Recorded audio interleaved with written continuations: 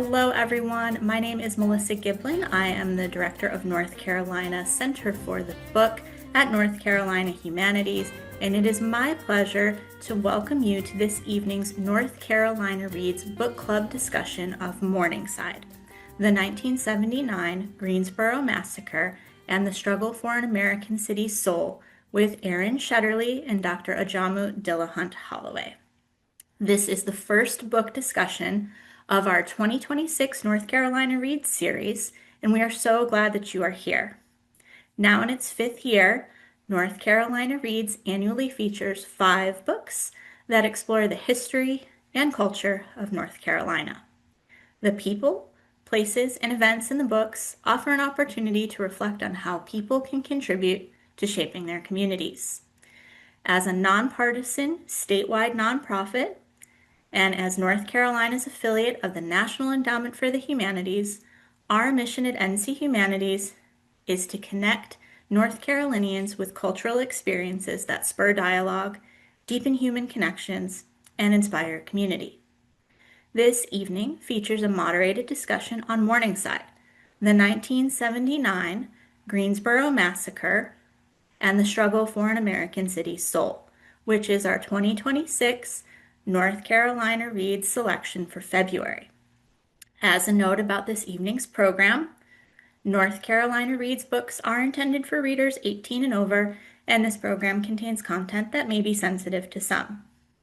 This program has been made possible in part by funding from the National Endowment for the Humanities and the State Library of North Carolina. We would like to acknowledge this year's lead sponsor, McGuire Woods, and the Williams Companies Foundation for their sponsorship support of the 2026 North Carolina Reads program.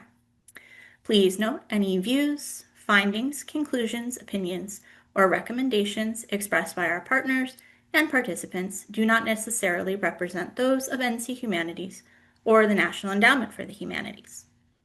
Before we begin, we will briefly discuss a few housekeeping points for this evening's event and how to engage with us. Today's webinar is being recorded and will be available after the live session on our YouTube channel at NC Humanities. Closed captions are available by clicking on the CC button at the bottom of your screen. There will be a question and answer period after the moderated conversation. If you have a question, please click on the Q&A icon to submit your question. And now to introduce our speakers for tonight's discussion. Aran Shetterly is a journalist, narrative historian, and independent editor. Work on Morningside, the 1979 Greensboro Massacre and the Struggle for an American City's Soul, Aran's second book, was supported by Virginia Humanities, the National Endowment for the Humanities, and the Virginia Center for Creative Arts. Aran lives in Charlottesville with his wife, the author Margot Lee Shetterly, and their son Giles. Dr. Ajamu Dillahunt-Holloway is born and raised in Southeast Raleigh, and he is an assistant professor of African American history and public history at NC State University. His research is on 20th century African American history with a focus on the U.S. South, labor, environmental justice, and the Black freedom struggle. He is currently at work on his first book. So welcome, Aran and Ajamu. We're so thrilled to have you here this evening. Thank you. Glad to be here. Great to be here. Thank you. All right, so we'll kick this off with a question to Aran. What led you to write Morningside? And if you would like to talk about your research process, I'm sure our audience would love to hear about it. So I was in Greensboro, North Carolina in 2015, the first time I'd ever been there, because my father had a show of his Americans Who Tell the Truth paintings at the International Civil Rights Center and Museum. And the woman who organized that, a woman named Ellie Richard, who lives outside of Asheville, said, there are 2 people you need to meet. And so we left this sanctioned, sanctified space of the old Woolworths building where the sit-ins started in February 1st, 1960. And we walked about half a mile to the edge of downtown Greensboro, sat in a little cafe, and in walked Reverend Nelson Johnson and Joyce Hobson Johnson, who is on this webinar tonight. And they told us the history of what happened on November 3rd, 1979, how a caravan of Klansmen had come to the start of this march and opened fire, and 5 people, amazing activists, had been killed. Another 11 people were injured. And when they suggested that law enforcement might have been involved, they were ostracized and lost their jobs and blamed for the deaths of their comrades. And I thought, how the heck do I not know anything about this? This feels significant. And I thought the question to ask was, why don't I know anything about this? I mean, part of that's my responsibility, but part of that I'd never encountered it. And as I dug in a little bit and I saw that the mayor at the time had said this has nothing to do with Greensboro, well, if you want to keep people like me from digging in, that's probably not the right thing to say. And I thought, I sense this does have something to do with Greensboro, it does have something to do with North Carolina, and it probably has something to do with the whole United States. And I wanted to take that journey. But what really drew me back, to be honest with you, was the Johnsons, their light, their hope, their belief in the possible transformation of every human being. It's easy to get cynical in this country sometimes, and it's harder to be hopeful. And I was drawn to that energy. And as I began to work, and as you mentioned, the research process was extensive. I mean, I didn't realize how much I had to learn in order to try to write this book. And I was in archives, public and private, up and down the coast from New York to Greensboro, and spent a ton of time at the University of North Carolina, the Wilson Library, working there. Things were happening around me in our world that made this feel more and more relevant. The Unite the Right March in Charlottesville in 2017, the murders of Ahmaud Arbery and Breonna Taylor and George Floyd in 2020. And you could feel another rising tide of white supremacy happening. And in a sense, this 1979 history felt more obviously relevant. And here we are today. But going back for a second to the Johnsons, I was drawn to, how positive change is made. That's what I want to know, how tragedy can be transformed into peace and justice and equality, and not just for the victims of the shooting, but for all the people left out in this incomplete democracy, predatory capitalism, and the ongoing gap, as the Canadian Prime Minister said recently, between our rhetoric and our reality. And so I ended up realizing, in a way, that this book was really a love story. It was about romantic love and family love and community love, and then that most radical of all loves, the one that Martin Luther King Jr. talked about, that's all about beloved community, is that nonviolent moral empathy that extends beyond ourselves and even to our enemies. Yeah, thank you for sharing that, Aran. I appreciate you offering insights into your learning process and research process. Ajamu, I'd like to ask you, as a historian, and Aran, you can chime in after, give us a little bit of context for North Carolina during the 1970s, and specifically the social and political climate in Greensboro in the 1970s. What about Greensboro makes it unique as a Southern city, especially kind of during this time period and during the civil rights movement? Yeah, so I'm really glad to be in conversation with Aaron today, and I want to say, and I've mentioned it to him, but this is a fantastic book. There's an aspect of history where you read certain things to gather information, and you get information from this beautiful book, but you also get the story, the writing style, the structure of the book. Everything is done with intention, and so it's been really good to learn about Greensboro, and to learn about people you've seen as a kid, and learn about events that people have talked about, but to see it all laid out with multiple factors, considered into it. This book was right on, and I think it confirms again that North Carolina is central to the battleground for the movement for social change, for African American freedom, for economic justice. You name it. North Carolina has a very unique type of history and social movement activity, and the coming together of individuals and a diverse political perspective that just makes it a really strong place for people who want to change the world. And so, I mean, the 1970s, but I'll say, the 1960s, the sit-in movement emerging. And I graduated from North Carolina Central University, so I always, like to lead with this when I talk about Greensboro. But there was a sit-in 1957 of students and community leaders in Durham in 1957. Was unsuccessful, but the Royal Ice Cream Parlor sit-in, 3 years before Greensboro took place. But even, just beyond that. Um, Leading up into the 1970s, North Carolina is not just where the sit-in movement is sparked, and sustained. It's a place where the organization that of young people that would, really transform how we think about youth organizing and civil rights and Black power, you name it, really emerges at Shaw University in Raleigh, North Carolina. And so North Carolina is again,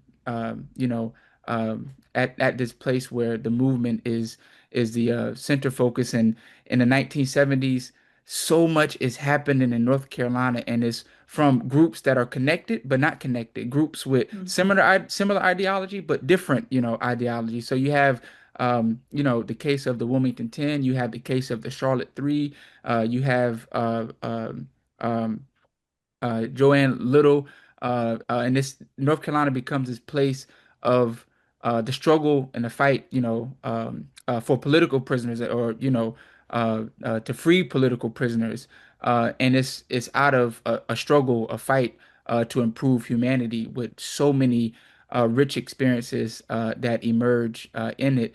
And Greensboro, becomes an important because it's really the home of A&T, but also the home of Bennett College. And so you have this HBCU rootedness that is taking place. And so the politics of the time are right there, ripe on campus. So young people are Right. thinking about the world in very specific ways, and there's faculty who are helping contextualize the world. And so, Greensboro is this important place, and that's one reason. And I'm sure Aaron will go into it. But also, North Carolina is also this place where there are a number of historically Black colleges across the state. And so this this energy of social change and Black thought, Black consciousness is just jumping off, and also at the predominantly white institutions where students are integrating. Some of the first Black students are emerging. And so yeah, you have this type of conscious energy in North Carolina, and Greensboro is becomes a big example of that. Thank you, You know, Ajamu. Aaron, please add on. I was so excited when I learned that Ajamu was going to be my conversation partner, and because of both his academic interests, but also his personal connections to this history and movement history in North Carolina. And when I actually mentioned to Joyce Johnson that I was meeting with him, she said, "Yeah, I know his grandfather." So that it felt like the perfect match. But this was, I'm not from North Carolina. I live in Virginia. And one of the real learning moments for me was you learn what Ajamu's talking about, right? The centrality of Greensboro and North Carolina in this movement history had centrality to our national story, and how it's been at the vanguard, right, of movements and counter movements, right? Backlashes, if you will, since before the Civil War, like Underground Railroad, slave patrols, the sit-ins and the Klan. And the FBI said pretty early on in the 60s, Greensboro is a place where things start and from which things spread, right? Mhm. And so they've got their eyes on Greensboro. They've got their eyes on North Carolina uh, because of how many smart and brave people were here uh, addressing the issues that they saw in front of them, the realities that they saw, and thinking that they could be better. A really important part of Greensboro's history is its mix of cultures, the legacy of the Quakers, right, and their beliefs, and then these Black institutions that, at the time we're talking about, uh, Greensboro had the most educated Black population per capita of any city in the United States. And so that's pushing right up against the attempts to suppress that energy and that ambition and that hope. And so by the 70s, you're having this uh, a culture in transition, if you will, in terms of race, in terms of economics. The mills are still strong, but offshoring's coming. Um, you know, there's more African American uh, participation in politics, but there's also too many people still left behind. And that even that change that's happening too fast for a lot of the white supremacist energy that still exists. Um, and so, and we're in a cultural context in the country with the Vietnam War and the revelations about illegal activity from the FBI and the CIA and the resignation of a president for his corruption. You know, tumult and confusion and um, a sense that, can we trust the institutions in this country? Very much like the moment we're living through right now. I think it's worth highlighting that. But it's interesting to think if you're an activist in a moment like that, you can see opportunity, right? In turmoil, there's a chance to organize something new, to create something new, to make things better. And I think the people that are at the heart of this book saw that way. This was a moment of opportunity to build something new. Mhm. Thank you, Aran. I think that dovetails into my next question, which is looking at how the book explores those intersections of race and social class, how you have this group coming together and what they were really marching for that day and what they were hoping to achieve and what they really wanted, what were their goals. So, Aran, and then we'll go to Ajamu, talk a little bit about race and social class in this book. I remember there was a moment, I think it was actually in the 90s during the big Kmart strike in Greensboro, which was an important moment, a big labor victory that was uh, that the beloved community center or the Johnsons played a significant role in that. But a reporter during that time asked Nelson Johnson, he says, well, is this struggle about race or about class? And Nelson Johnson said, well, if you can tell me whether slavery was about race or class, I'll answer your question. And I think it's, as we talk about this, that these are two categories, particularly, especially in the American context, that are bound together. And this was a journey that I took, in a sense, with this history, with alongside, walking beside the Johnsons through this history, right? As they come to understand how those race and class intersect um, Mhm. as they go through Black Power and Pan-Africanism into communism and then beyond that into liberation theology. And I think it's important to think about and that the Johnsons and the people that they worked with in these movements developed their political consciousness actively. They studied, they worked. And that's something to take away, that we can do, because there's a way in which the political dialogue at that time was much more robust and diverse than in some ways than what we sometimes have now or listen to. So, there's a long history of pitting Black and white workers against each other in this country. And that was happening there. And the march that was going to take place on November 3rd, 1979, that was tragically interrupted, was an attempt to educate workers in Greensboro about how worker power is going to be much more significant if you can cross race and work together. And if you're going to be kept apart, you're not going to be able to make the demands in the same way that you would in a united situation. But when you start looking at the demands, when you start looking at the issues, better healthcare, better working hours, better working conditions, we get stuck behind the isms. But when you look at what the goals actually are, they're very reasonable. And one of my real intents in this book was to humanize the issues and the people behind, Mhm. in a sense, the labels. Mhm. Thank you, Aran. And Ajamu, I'm curious to see your perspective on this, especially with a focus on labor history. So, kind of social, racial, and social class, that intersection, and the goals of the workers that day.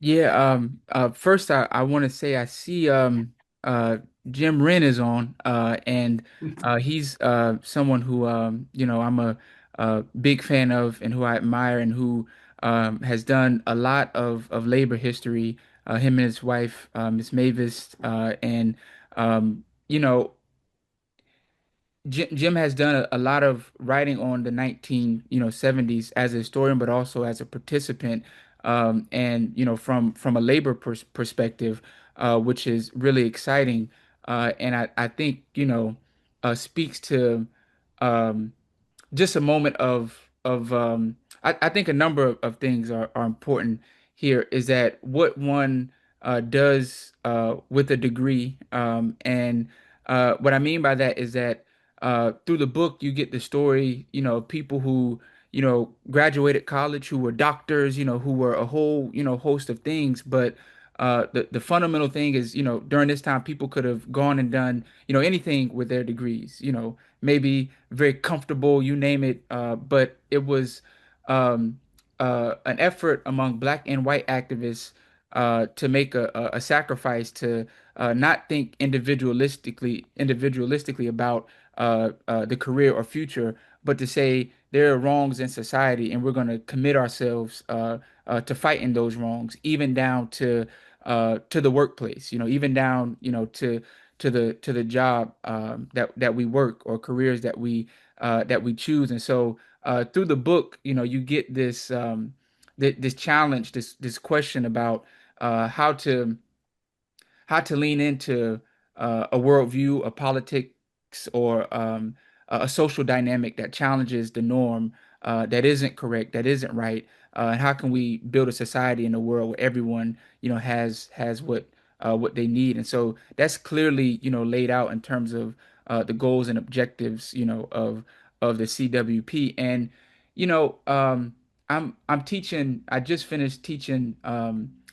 This week and last week. We spent a lot of time on it about the Wilmington Massacre of 1898, and we have really deep discussions about it. And one of the things that come up in class is about the fusion politics. What is possible? How we're oftentimes given race during these certain time periods are Black people felt this way, white people felt this way. It was the end of the discussion. Not that it was a diversity of thought within especially the white community about norms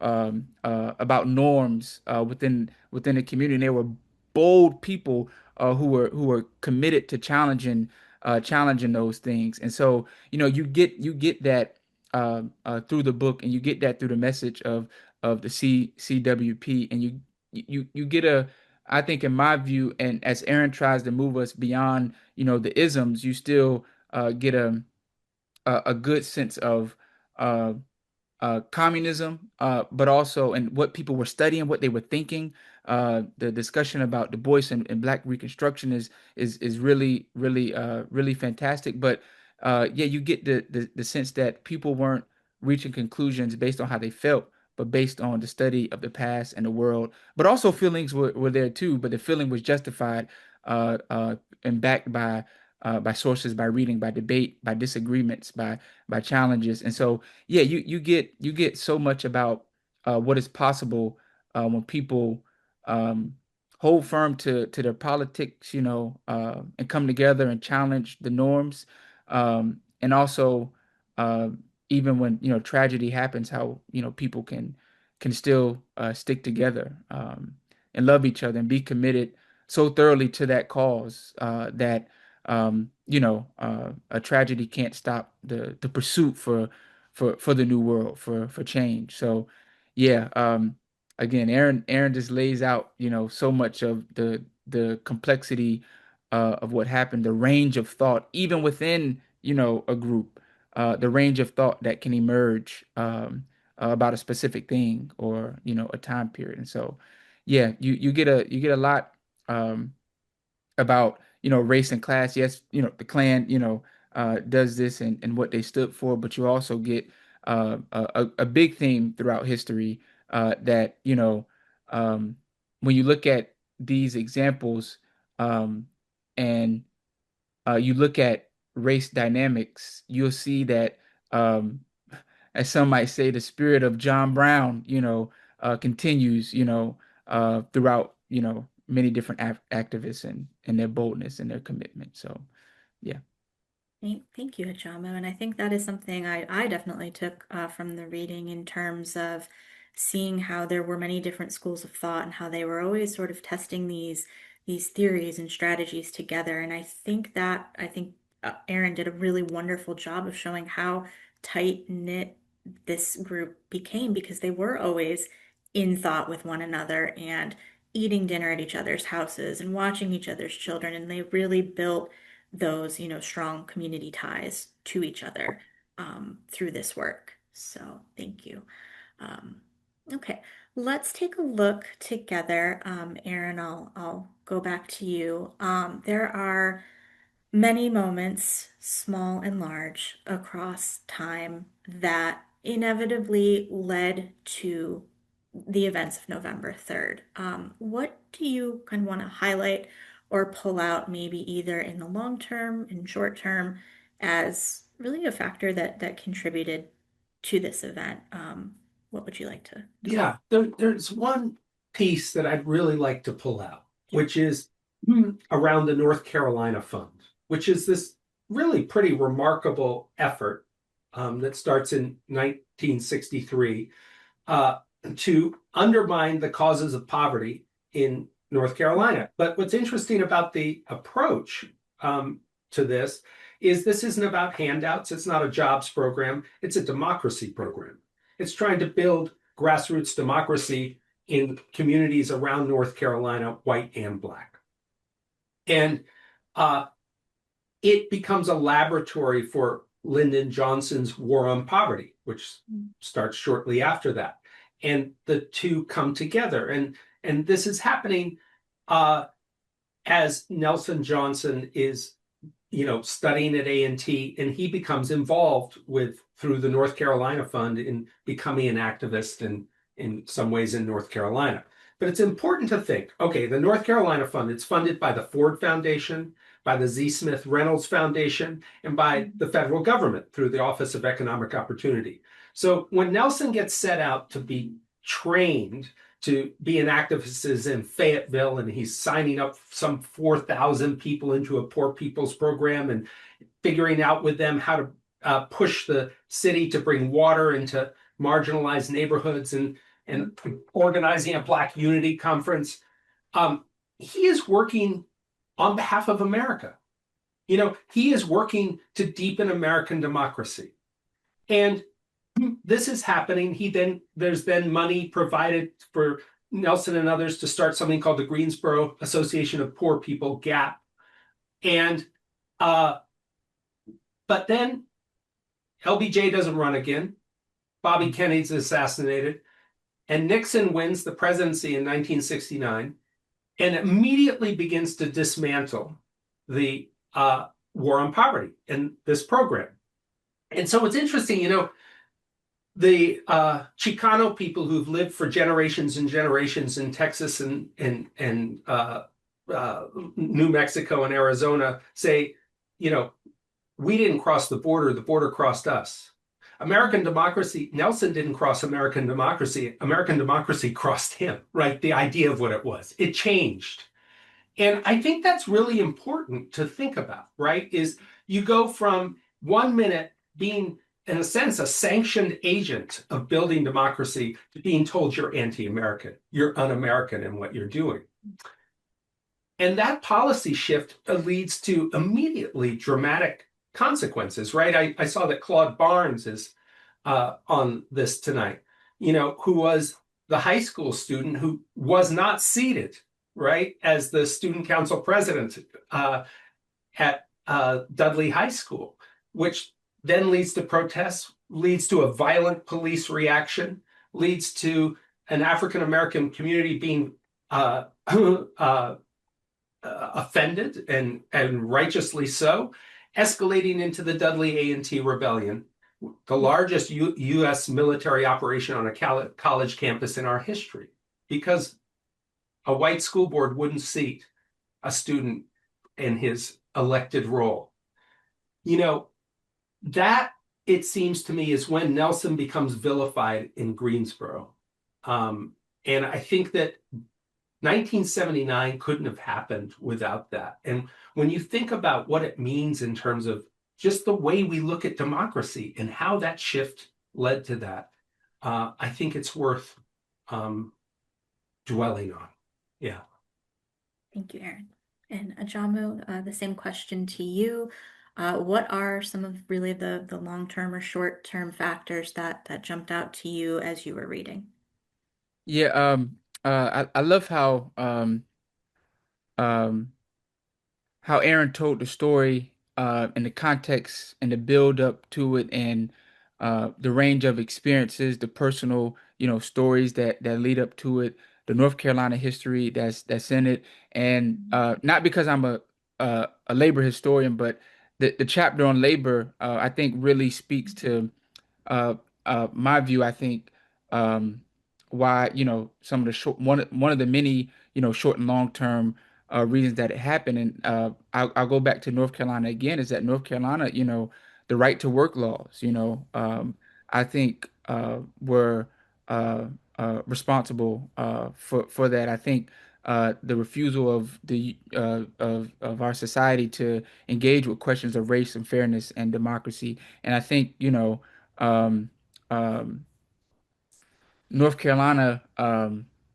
as a state, as a whole, as a country, is to blame in the sense of not addressing with urgency some of the real crises impacting people, despite the long history, despite many efforts by people to transform society. And the reason I say the right to work laws and union busting and North Carolina being a state with the lowest number of workers in unions. Well, one of them, that goes back and forth between South Carolina, I think. But it's created this situation where even majority of people are workers, even down to the workplace, not just dividing people based on race and not promoting a certain group of people because of race, but instilling, a level of fear of playing on that racial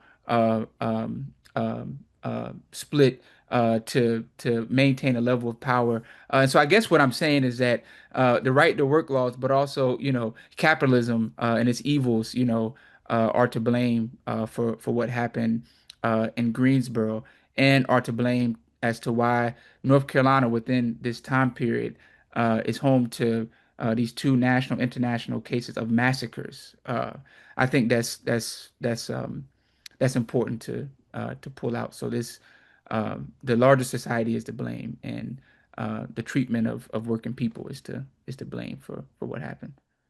That's what I gathered from the beautiful book. Mhm. One of the many things. Thank you, John.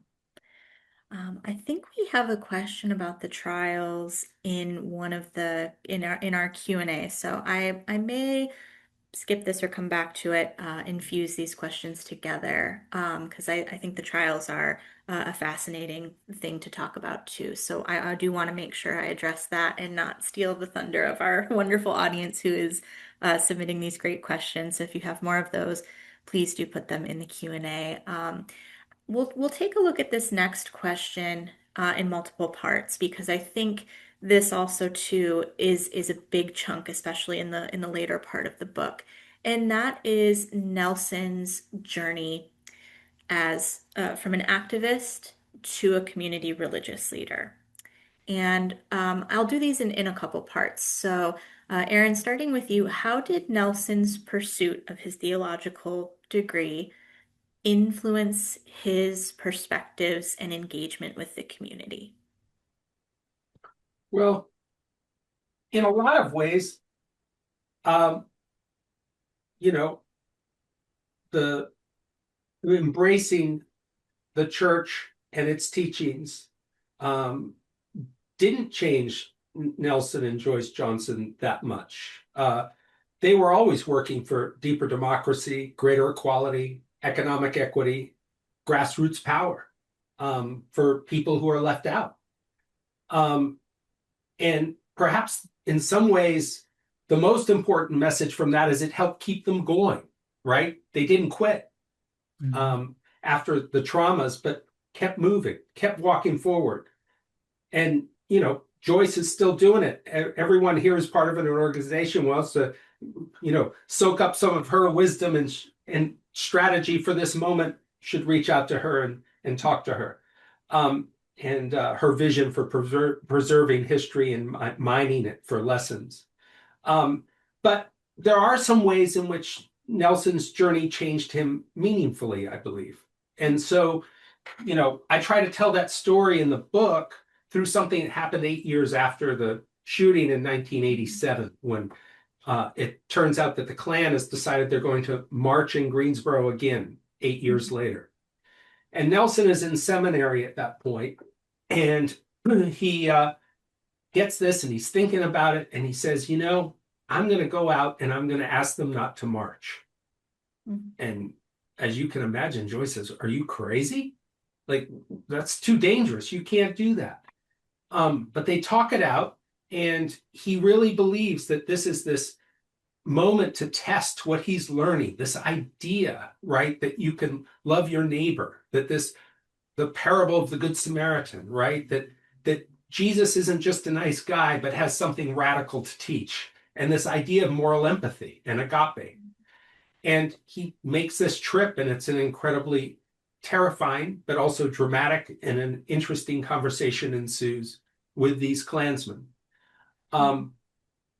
It's not a sentimental moment. It's not a moment that has a sort of a cinematic reconciliation, but I think it's a moment that is deeply important in terms of thinking about how the approach is going to shift from, the idea of a dictatorship of the proletariat to an idea of the possible transformation of every human being.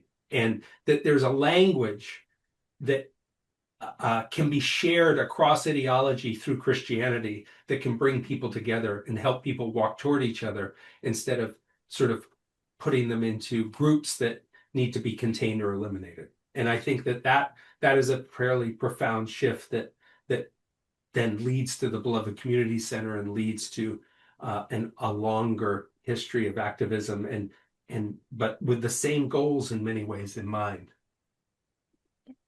Ajamu, your thoughts on that before we get into like the second and third parts of the question? Yeah, yeah. I guess I read it as a historian and as a student, as someone, who's learning. But I was able to read it, I think, with even deeper appreciation as a young person, coming of age in North Carolina when the Moral Monday movement is happening, and I'm seeing, the Johnsons, and their, yeah, their bold leadership, and in every circle, there's a group of activists coming out of Greensboro, and their sorts of hope and inspiration, their foundation, is right there at the beloved community center. So I remember I was in high school, and it was maybe 2014, and it was the 50th anniversary of Freedom Summer of 1964, and there was this organization called the Youth Organizing Institute, and they had a freedom school.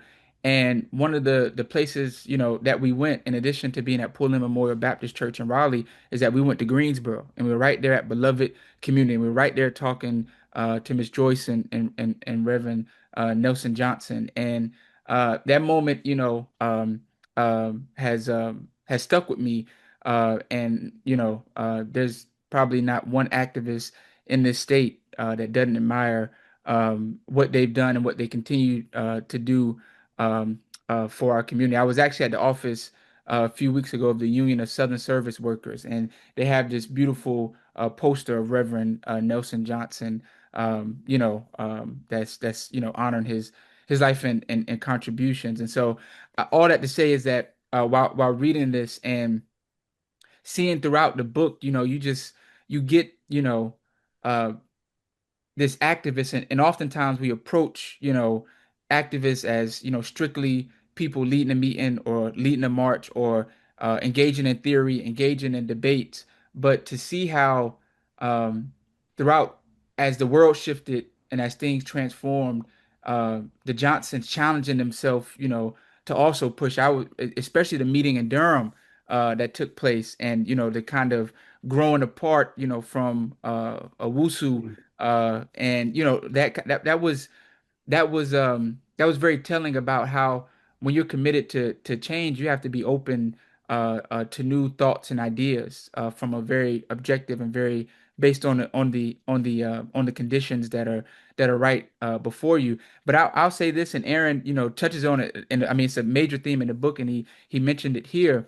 But the nature of love and the struggle, and how Reverend, Johnson had these, these moments of clarity, uh, and sometimes maybe we'll act on it, without talking, to his wife. But vast majority of the times he did not act on it, until he talked with his wife and looked there for not just, the confirmation or approval, but for thoughts, ideas, engagement. And so it really just, um, it was beautiful to see the story. And as Aaron mentioned that um, while ideological maybe or even perspectives or the basis in which to approach an issue changed, but the overall commitment to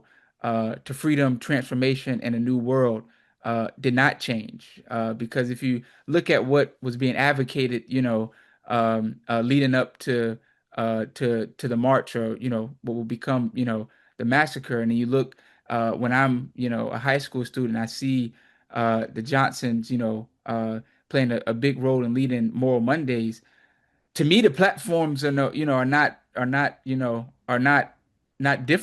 different. There are some differences certainly, but in terms of the overall deep core part, there is not a difference. And so to see through the book, Reverend Johnson, you know, um, not make that period of growth and staying true um, to who he was in terms of political commitments is absolutely amazing. So the activism, didn't shift. I mean, didn't change. It was embedded deeply into the faith, which is a lot of historical implications there in terms of what faith and struggle mean for the Black experience. Yeah, Mm. thank you, Ajamu. Um, I'm gonna phrase this question to kind of combine it for folks who have read the book. Right, we know that the Greensboro Massacre happens. In the aftermath of that, there are a series of trials that may or may not have resulted in the outcome, desired by the folks participating in those trials. But how does Nelson Johnson's role as a pastor, and we'll talk a little bit too about the Truth and Community Reconciliation Project. How does his role offer a sense of hope and healing, both for him uh, in the aftermath of the massacre individually and for the city? Because that city, it's 88 seconds, but it inflicts a lot of long-term damage for the city. Aaron, would you like to comment on that about how his role as a pastor really provided some hope and healing? Well, you know where I'm going to go with that, I think, is, and I think this gets overlooked a little bit as a moment of healing for the city. And it's before, the truth process happens. It's before the 20th anniversary, which is a significant anniversary of the shooting that takes place at Bennett College in 1999. But is this Kmart labor struggle that happens in the mid to late 90s in Greensboro? And I think that really was a moment that gave people an opportunity to see Reverend Johnson through a new lens, and that he handles that situation to, in a sense, help lead a community toward some justice masterfully in terms of letting people come to working behind the scenes, but also letting people to come to him and opening up a space where business leaders can come and have a conversation with people from the community about what this means and what they want, what the demands are, and why they're important, and who it is that is making these demands, and humanize those demands. And the people come into this space with this idea of, that's been, built over decades in Greensboro, of him being this, violent agitator who is going to just, yell at you or get you in trouble. And they find something totally different. They find a person who is willing to listen, who is willing to entertain other points of view, who is willing to work with them. I mean, to the point where after the Kmart labor dispute is won, he gets invited onto the Chamber of Commerce. I mean, it shows you, and I think that is an incredibly healing moment for parts of the city, right? In which they're able to interact with this guy and realize that the reputation and the person aren't the same thing, that there's a gap again between the rhetoric and the reality. Ajamu, thoughts on that? No, I think Aaron hit it spot on. And I've you know understood Reverend Johnson in the historic sense from Sobu, Yobu, listening to speeches, that kind of thing, Pan-Africanism, nationalist, thought. But that's just from the historic perspective. But my, kind of what I've seen, growing up has always been the faith element. And so yeah, it also reminds me of, I think is looking at this transformation that has happened. It's hard not to look at Dr. King. My class, we just read, Cornell West collection of speeches from Dr. King, and he labels it the radical king. And just the term radical, in which he uses to describe, King and what King is talking about, in the sense of when he was struggling, internally to adopt nonviolence, as a way of life, as a way of being, to his core, to his bone. You see a lot of, what Reverend Johnson, is going through decades later, and into a new century. You see that, happening in real time, similar to how, Dr. King is, raising these questions, going through these through these through these moments. And so yeah, it's something to admire. It's beautiful, and I think um, yeah, it speaks to a lot about the faith, personal, political, and how the two don't have to be at odds, with each other. So yeah, yeah. Nice point. Okay, I think I'm going to go back to the trials a little bit to kind of bridge, because I think the trials are a bridge to the Greensboro Truth and Community Reconciliation Project. Aaron, is that fair? With what happens or does not happen with the trials, Yeah. and why that kind of necessitates for the city the need to have this very unique truth and community reconciliation project. So talk a little bit about the results from the trials and how they connect to that reconciliation project, and why that was so unique. So there were 3 trials, which was, I mean, to me as a researcher, both a boon and a tremendous challenge, because the number of boxes of paper to look through are beyond what any single person can do. But I had to pick and choose and find my way through all of the information that was gathered because of a trial, right? So there's a state murder trial that at the time, at least in running in 1980, was the longest state murder trial in North Carolina history. There's a federal criminal civil rights trial that runs in 1984. And then finally, a federal civil trial in 1985. So there's 3 trials. The first 2 criminal trials, basically a subset of the Klansmen and Nazis who were in the caravan and were shooters or participants that day, were put on trial for, in the first case, murder, and in the second case, criminal civil rights violations. And in both cases, they were acquitted.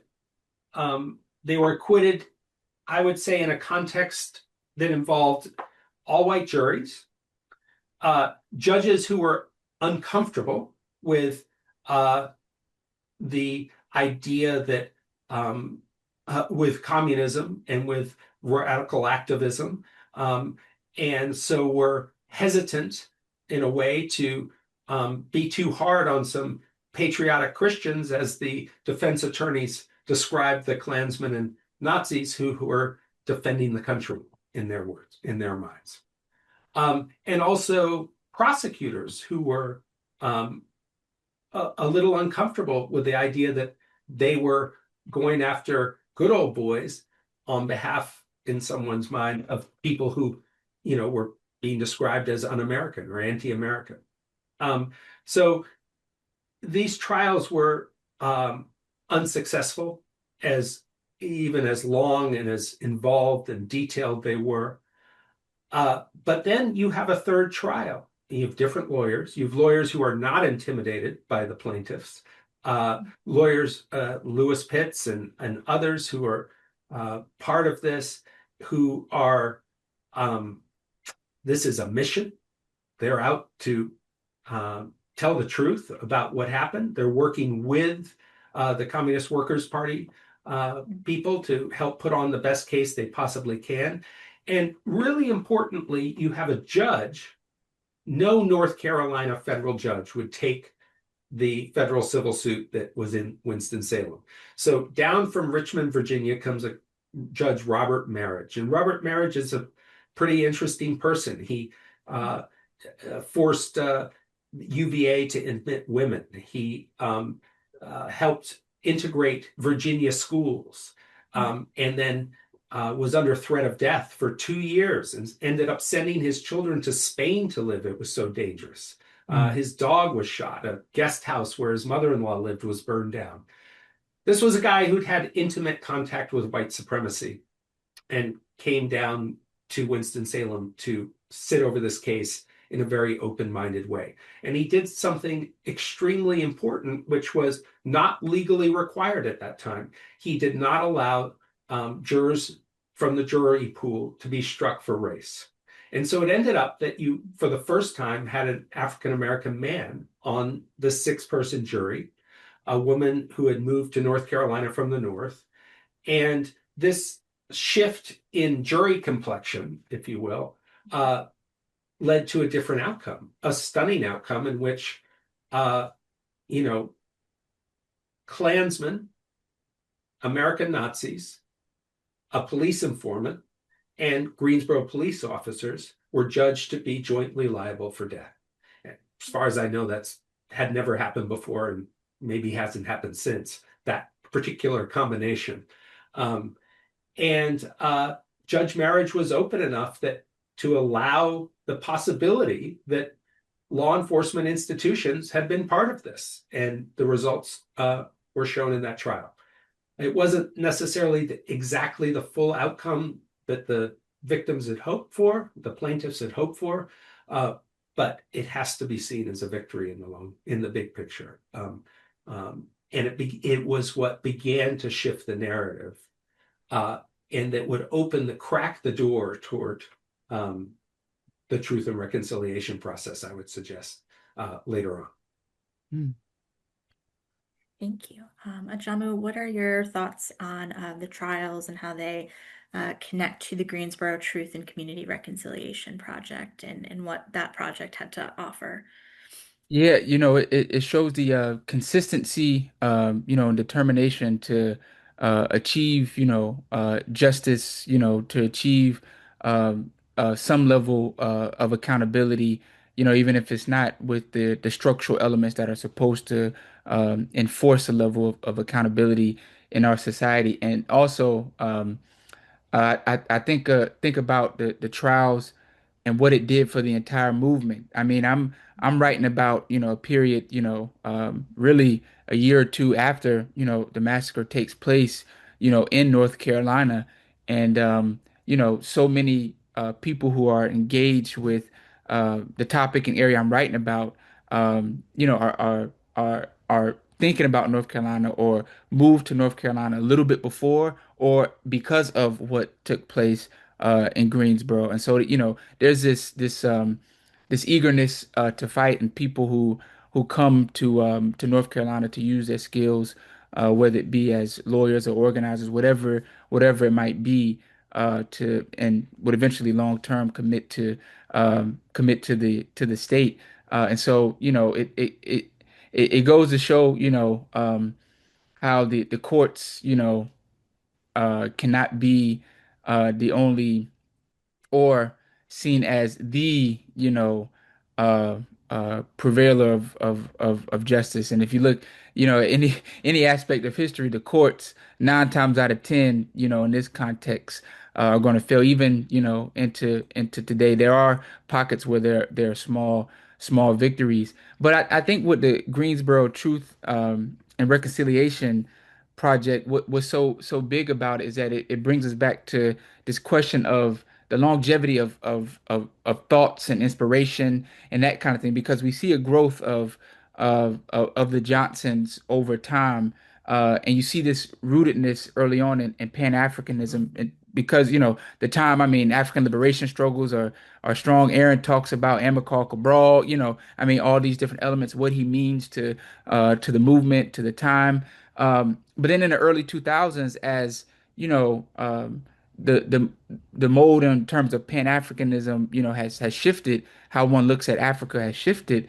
You're also, you're right there with, the anti-apartheid movement and the release of Nelson Mandela and all these different elements. And so you see again the Johnson, just Africa, is coming up in play, but in this, this different, and new way. And so you don't really lose, the politics or worldview that shape you. They come up in different ways, and so it's beautiful to see how, based on the conditions of Greensboro, based on what took place in 1979, how an international Pan-African view can help at another attempt to bring about, truth, and some level of healing. So yeah, I thought that was beautiful. And as one reads, Aaron's work, you get that fullness, that sense, you're able to reach, so many different conclusions, and yeah. So it's magnificent to see, and I think as a reminder to everyone seeking to change the world today, that don't stop experimenting. There's one activist, civil rights activist, labor activist, Eric Mann. He has a book called, The Playbook for Progressives, really mapping out, how social change is created using history and, his experience. But he has in his introduction, it says, you know, being an organizer or an activist or someone trying to change the world is more difficult than brain surgery. So, there will be, this is not an easy thing to really try and bring about solutions to what's happening, to our world. So keep experimenting, keep trying, keep getting it wrong, keep assessing, yourself and your decisions, and that kind of thing. But yeah, it all the trials and the truth and reconciliation all really just speak to so much. Thank you. You know, I love the way you put that, Ajamu.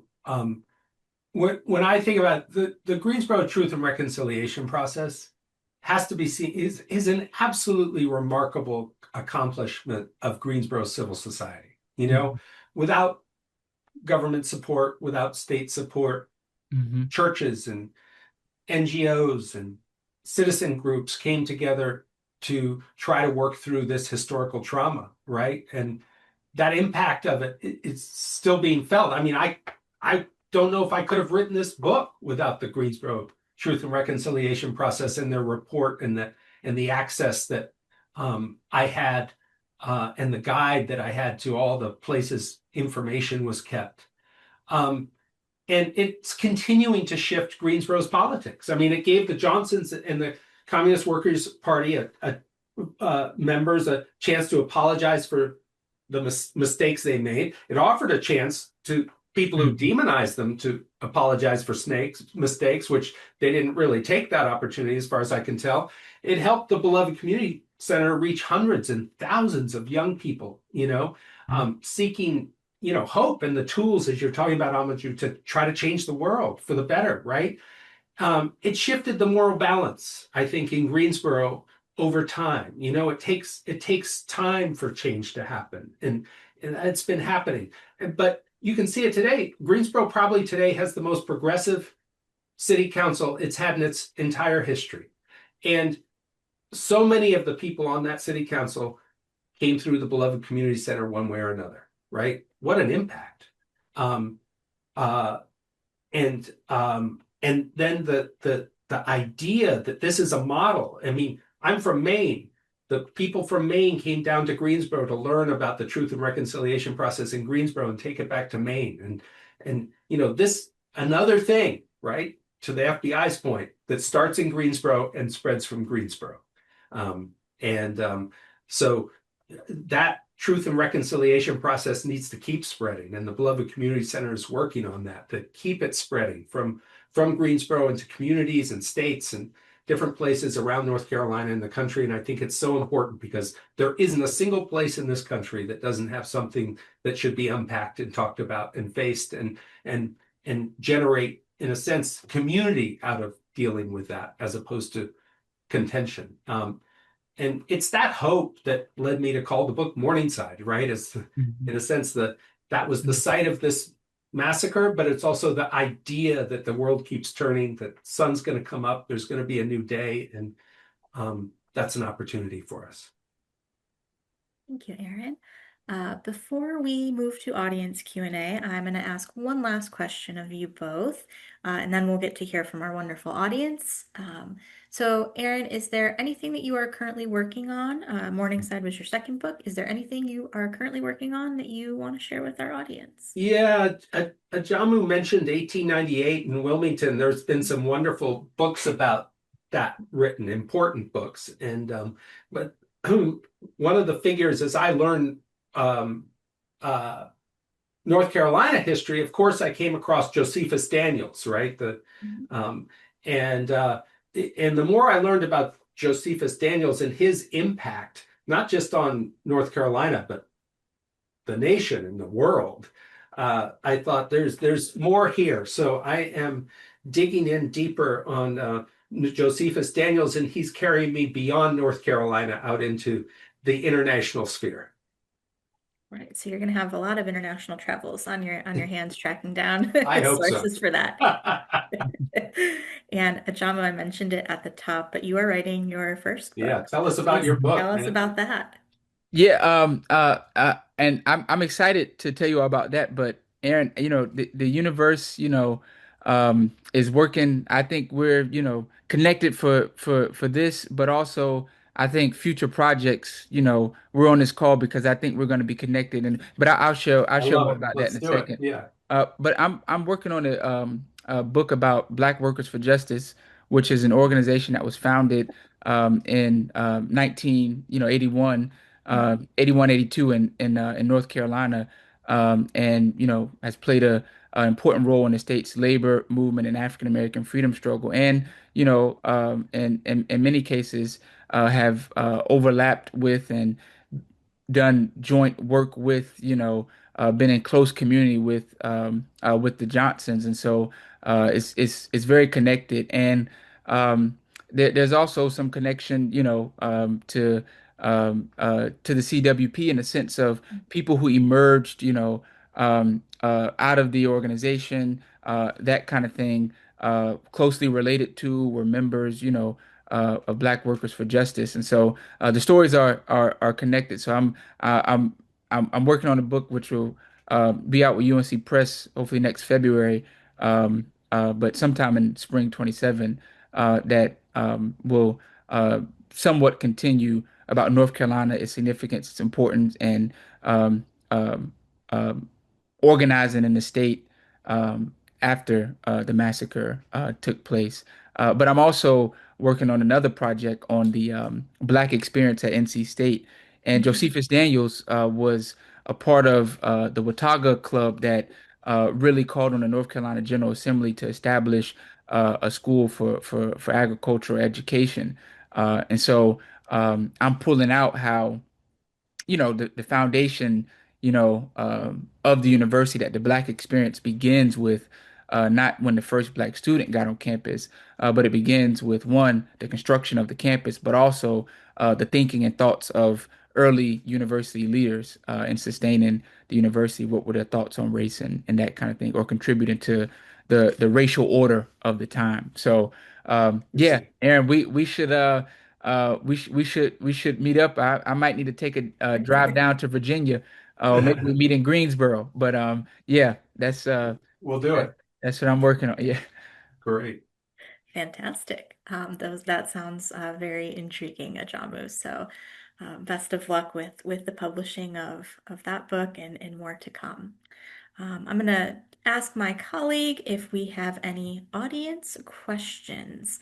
So if you have stayed with us, thank you. And if you've got a question for Ajamu and Aaron, please let us know. Caitlin, do we have any audience questions? We do. We do have audience questions. Great. So there's a couple different directions these go, but I'll start with the first one. So this viewer wants to kind of highlight what you mentioned earlier, is that figures like the Johnsons and MLK Jr. are both honored, but also detested by different parts of society. And their question is, how do we find hope in present time when thinking about those legacies and the way they were viewed in their own time? Jamu, do you want Yeah, yeah. I think that's the get responsibility of historians and public historians, but I think it's also the responsibility of all of us. Just like, for example, there are so many efforts to reclaim Dr. King's legacy, to move, beyond just I have a dream, but fully contextualizing the speech, but also the March on Washington for Jobs and Freedom, and what it really meant. There's an effort to which needs to be stronger and more people should get behind, but to capture the king who critiqued the war in Vietnam, to honor the king who supported labor, who was assassinated while supporting sanitation workers in Memphis, Tennessee, but who also had relationships and spoke at union conventions and meetings, and had a whole economic justice worldview. And so there's an effort to really do that, but it needs to happen on a larger scale. So I think it's up to us, those of us who are aware, who are conscious, and during Black History Month, in the spirit of Carter G. Woodson, to help build a Black History movement. And the movement is not a campaign or that kind of thing. It's that having the historical truth in churches and civic organizations, to have it at colleges and universities. I'll say this last thing. One of the biggest things and one of the biggest battles for us right now, Carter G. Woodson certainly graduated from Harvard with a PhD, but that's to me, that's actually not the most significant thing about him. The most significant thing about Woodson is that he was an educator. He was a teacher, and that's what shaped how he viewed disseminating Black history. And he always thought Negro History Week was a strategy in order to have Negro History Year, and that his one of his biggest goals was to get African American history, Black history taught in public schools, K through 12. And we have not fully achieved what Woodson has called us to do. And so, as we achieve Woodson's view and long-term dream for Black History Month, the legacy of King and the Johnsons in a full, complete manner will be something that is taught in our public schools, because it's certainly something that the public was impacted by and wants to know. going piggybacking on that point and going back to the North Carolina Fund? George Esser, who was the head of the North Carolina Fund, and Nathaniel Garrett, who is from Durham, an African American who graduated from Yale. Esser is from Harvard. These aren't people with their backgrounds who necessarily you're going to look to challenge the status quo, right? But Howard Fuller, a young African American man, gets hired there, And he teaches them and shows them that that democracy can take a lot more pushing and a lot more aggressive disruption than what they'd and still be democracy than what they'd expected. And I think that lesson is really important right now, that change is hard, and it's going to take courage. I mean, you see that throughout this book. I mean, I'm amazed at the courage. But the other thing is, if you're not quite on the front line of that courage, be careful about what people are telling you is anti-American when there are people trying to expand, people's rights and equality some way. Don't buy that line. All of this there's a long, long history of very American resistance to power, and with different ideas about what America can be that goes back before we were a nation. And I think that it's really important to hold on and be open-minded about folks and entertain ideas that are challenging and work through them. And I think this is a tumultuous moment in which we need all the ideas on the table, and it's going to be really important to be imaginative. Thank you, Aran. And Caitlin, I think we've got time for a couple more audience questions if we've got them. Yeah, this is a great question from a viewer tonight. I believe it's for you, Aran. So while writing Morningside, was there a moment or conversation that changed you personally or reshaped how you saw community and belonging? Well, I mean, I had to work through my own biases, my own sense of privilege to some degree, my own sense of shared rationality in the world as I worked on this. And there were some very challenging moments. So, for example, I thought that perhaps I could come down to Greensboro. And what's interesting about this is I felt this way and then shared it with someone who was on the Truth Commission, said the exact same thing to me in the same way almost, which was, I thought I could come down, learn the facts, lay them out, and people would say, oh, that's what happened. And me not being from there, me being from, Maine by way of Virginia and Mexico, didn't realize the depth to some degree of what I was up against, or what not I'm up against, but what I'm trying to tell a story about. And so, I would have these startling moments where I go have lunch with a former managing editor of the daily newspaper in Greensboro who tells me no one knows who fired the first shot that day. And I'm like, wait, you're a newspaper man. I know who fired the first shot that day. Things like that had seeped into the sort of the mythos of what had happened, right? The alternative reality of what had happened in Greensboro, November 3rd, 1979.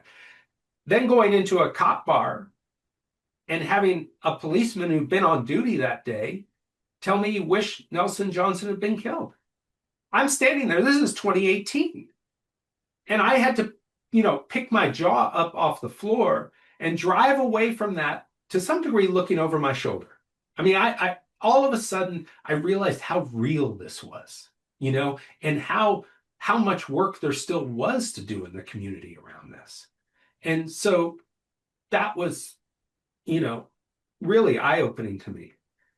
But it was also really eye-opening when over Zoom in 2020, a special city council meeting apologizes for what happened in 1979 and says that the police could have prevented the violence. Pretty powerful. And then names a scholarship for Dudley High School students in the names of people who were, many of whom were communist. Pretty remarkable moment. So there are a lot of things, there's never a single simple story. And Greensboro is full of its complexity and different angles from which you can see this.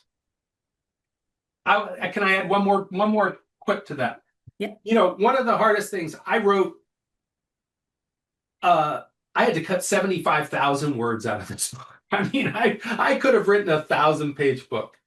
And there's some things that one really regrets having to cut out of a book.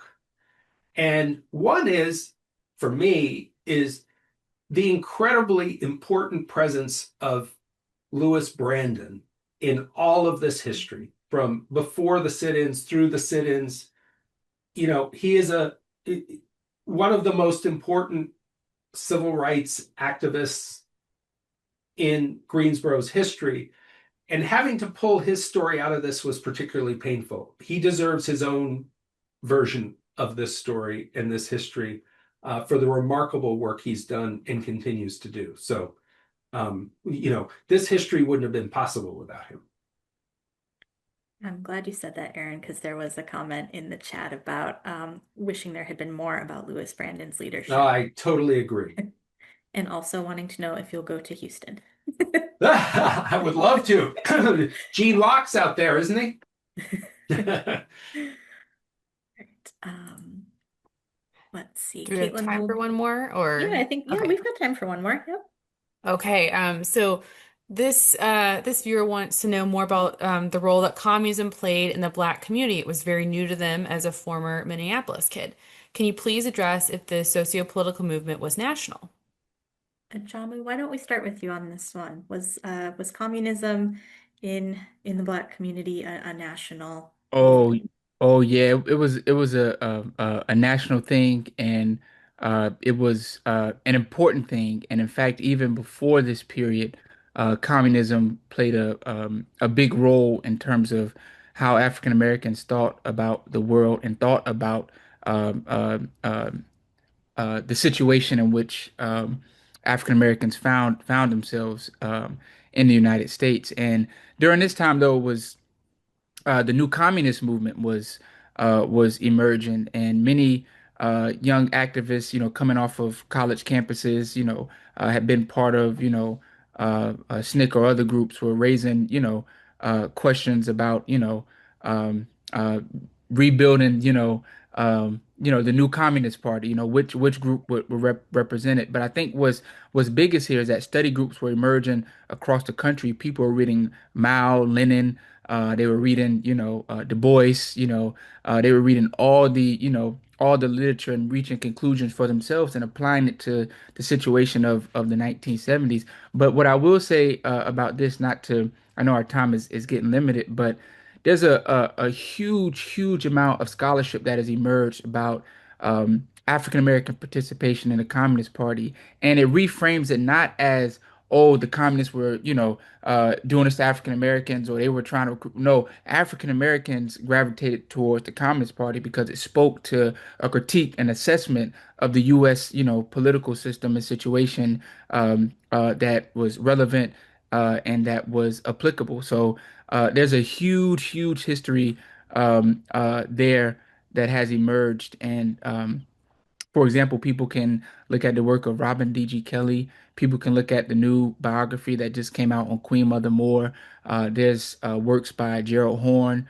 There's books, about Du Bois biographies that really look at W.B. Du Bois's participation in the Communist Party. There's books about Shirley Graham Du Bois, his wife. There's books, about people like Vicky Garvin. I mean, so the list can go on. I haven't even named half the people, but communism was seen as a method to organize, and in some cases mixed with Black nationalist thoughts. And so African Americans were able to take things, make them their own, and apply them to their situation. So yeah, this was a national thing. It was revolutionary times, as Robin D.G. Kelley has. Yeah, I mean, I think that's so important, because in a way, right, you say the 9 words: Martin Luther King, Rosa Parks, and I have a dream, right? Martin Luther King Jr., Rosa Parks, and I have a dream. It's hard to see past that. And part of the problem too is that King gets sanitized and cleaned up in a way, and his most radical ideas removed. But also that his movement was very wary of communism, not because of communists, but because of what the FBI was going to use against them, And so a lot of that history then gets sort of walled off. But it's such important history that I try to make a gesture at in the book, right? Because it's deep. And, were the Black Panthers really dangerous because they had guns, or were they really dangerous because they were embracing socialist ideology, right? When they get, targeted by law enforcement in this country, I would bet it's more the latter.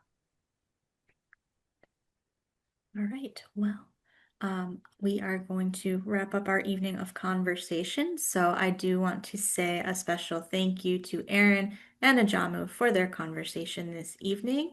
And thank you to our wonderful audience for attending and for asking such engaging questions. We really do appreciate your time this evening.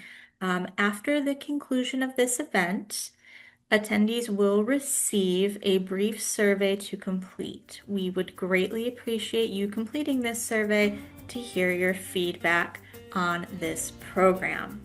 Our next North Carolina Reads event will be on March 30th, 2026 at 6:15 p.m. Eastern Standard Time, and will feature a moderated conversation on the fictional selection Daughters of Green Mountain Gap with author Terry M. Brown and Dr. Jesse Wilkerson.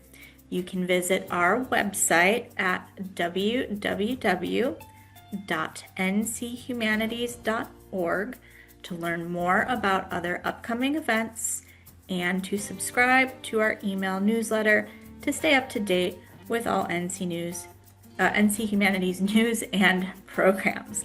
You can also subscribe to our YouTube channel. We are at NC Humanities on YouTube to get notifications of when all of our recordings for our North Carolina Center for the Book programs become available.